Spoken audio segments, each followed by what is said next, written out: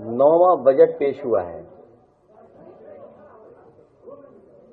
ये second last budget था इनका, सेकंड लास्ट बजट। इसके बाद आखिरी बजट होना है और फिर हम सब लोगों को नई सरकार चुनने का मौका मिलेगा। जिस सरकार के पिछले कई बजटों को अगर हम देखें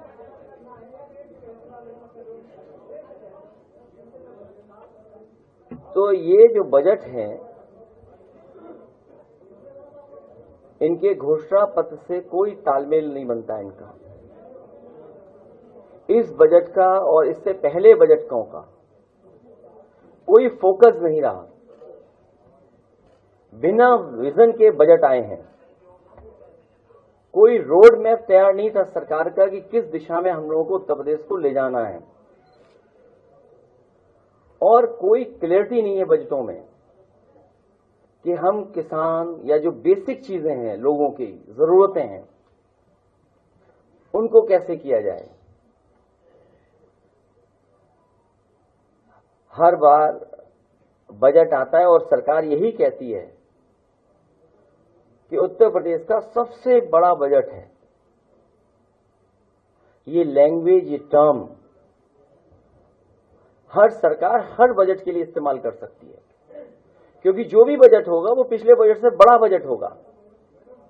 तो ये बात कहना कि सबसे बड़ा बजट पेश हो रहा है, ये सोचने की बात है। ये बजट नहीं, बड़ा ढोल है। ये बजट नहीं, बड़ा ढोल है जिसमें आवाज तो बहुत है पर अंदर से खाली है। ये बजट खोखला है, ये बजट खोखला है। इस बजट का झोला खाली है। जनता को लग रहा है बजट आया ही नहीं है। वो पूछ रही है कि प्रवचन तो आया गया। जनता सोच रही है कि बजट आया ही नहीं। वो पूछ रही है प्रवचन तो आ गया, बजट कब आएगा। क्योंकि 9वां बजट था इनका।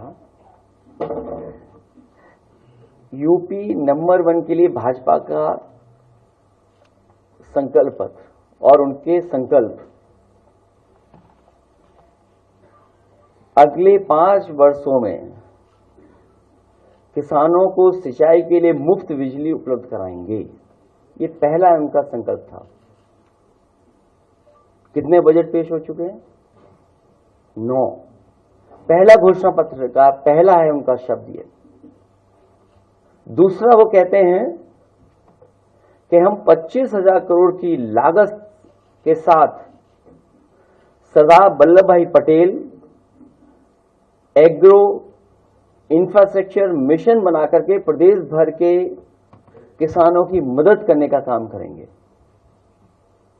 कितने पैसे इकट्ठे करना चाहते हैं ये लोग इंफ्रास्ट्रक्चर फंड में, एग्रीकल्चर इंफ्रास्ट्रक्चर फंड में?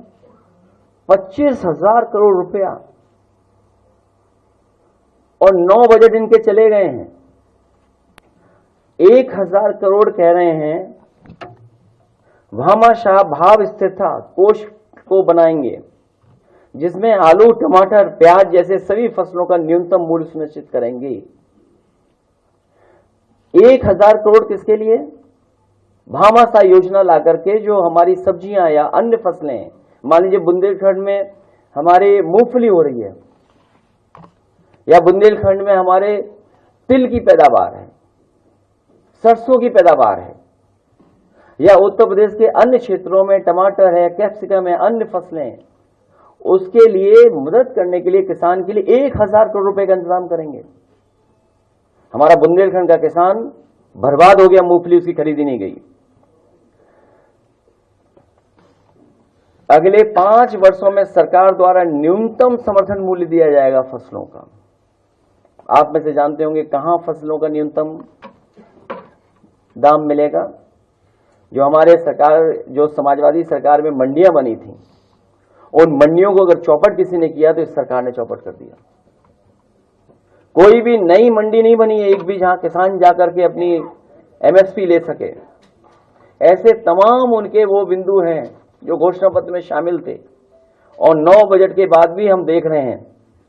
वहीं इन्होंने कहा कि हम गन्ना किसानों का अगर 14 दिन में भुगतान नहीं होगा तो हम उसमें इंटरेस्ट देकर के उनका भुगतान कराने का काम करेंगे। पहले दिन से ये सरकार कहती कि हमने इतना पेमेंट किया है, इतना भुगतान किया है, एक बकाया नहीं बताते और दूसरा क्या कीमत बढ़ाई है गन्ने की, कितना रेट बढ़ाया गन्ने का, आज तक सरकार नहीं बता रही है।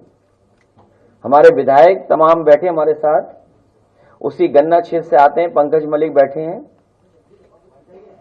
अभी सहारनपुर में होकर के आया हूं, वहां भी कई महत्वपूर्ण किसान नेताओं से मैं मिला, पत्रकार साथियों से मैं मिला, औरों से जानकारी ली है।